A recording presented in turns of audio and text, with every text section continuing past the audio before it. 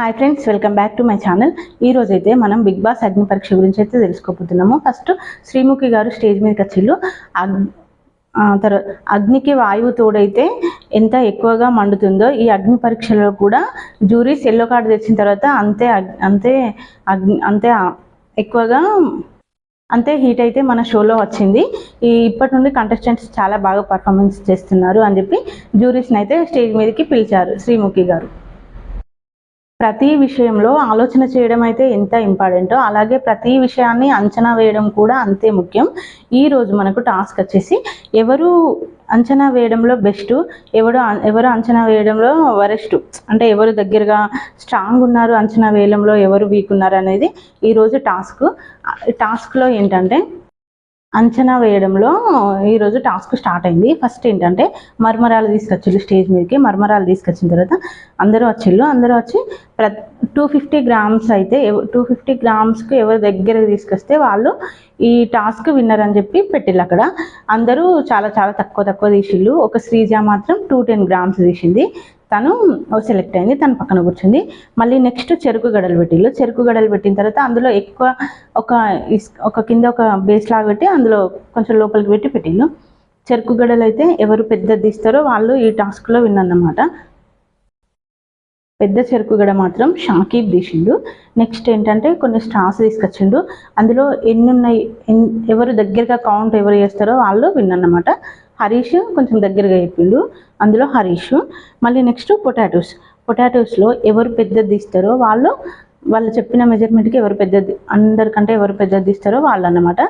అందులో శ్వేత పెద్ద పొటాటో ఎంత 350 గ్రామ్స్ తీసింది, తను అందులో విన్ అయిందన్నమాట. ఈ సెలెక్ట్ అయిన వాళ్ళందరినీ ఒక్కొక్క టీం లీడర్గా చేసిళ్ళు.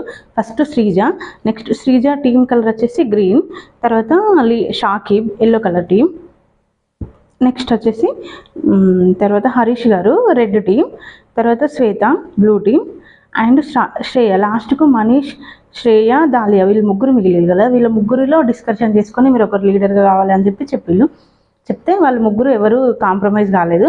దాంతో అక్కడున్న హౌస్మెంట్ కంటెస్టెంట్స్ అందరు కలిసి శ్రేయను లీడర్గా సెలెక్ట్ చేసిళ్ళు. శ్రేయ టీం వచ్చేసి బ్లాక్ అండ్ వైట్.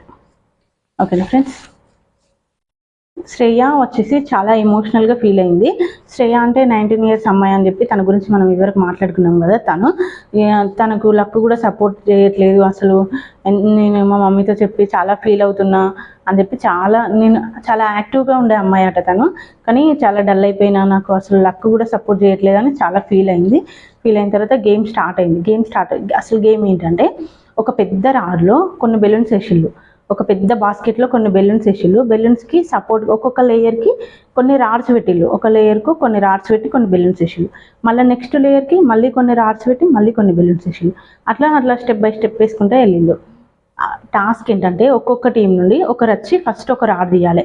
మళ్ళీ తీసిన వాళ్ళు ఏ టీం నుండి ఎవరు రావాలి అని చెప్పి డిసైడ్ చేయవచ్చు.